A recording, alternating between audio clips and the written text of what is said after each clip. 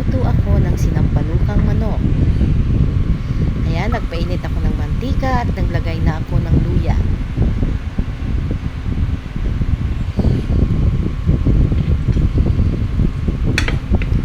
Halu-haluin at pa-brownie natin ng konti ang luya.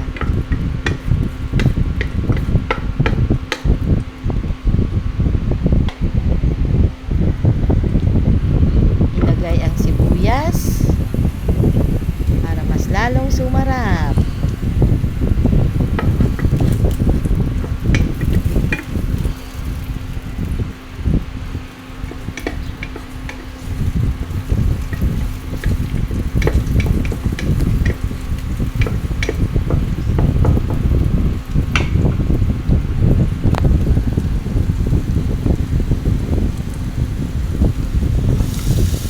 Ilagay natin ang bawang.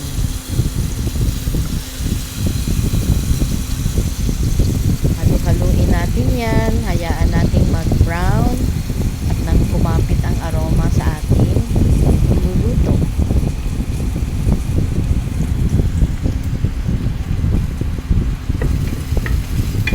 Halu-haluin. Hintayin natin magpula-pula ang ating mga panggisang sangkap. At ayan na, mapula na siya ng konti. Ilalagay na natin ang manok.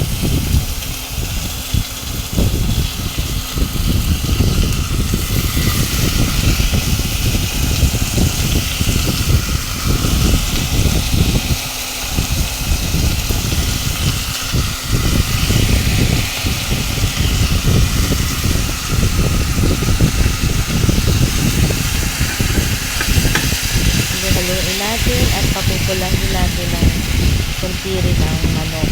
I-brown natin ng kunti para wala yung lansa. Lagyan natin ng paminta at lagyan natin ng patis para kumapit na yung lasa sa ating mga manok.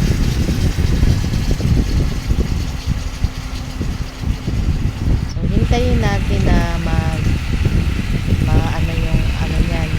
at ilagay na natin ang sampalok na dahon.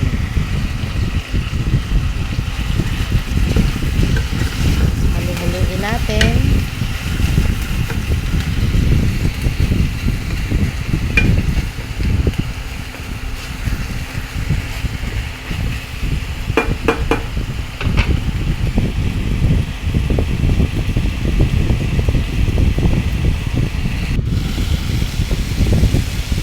Ayan na nga, nawala na yung kunting tubig ng manok.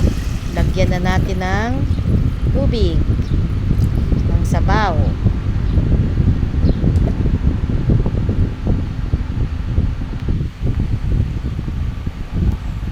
At ayan, kumukulo na ang ating niluluto. Malapit na yan. Nilagay ko ng sitaw.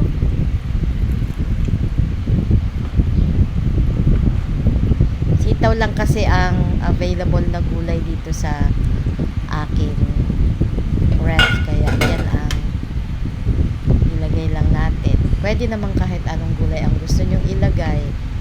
Pwedeng pechay, pwedeng may talong, kangkong. So ayan, kumukulo-kulo na rin siya. Takpan natin.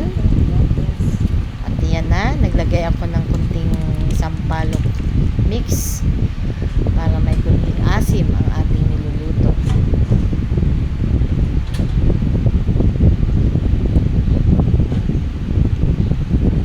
Naglagay tayo dyan ng sili, pampabango. Hinalo-halo natin. At ayan na, malambot na ang ating mga gulay.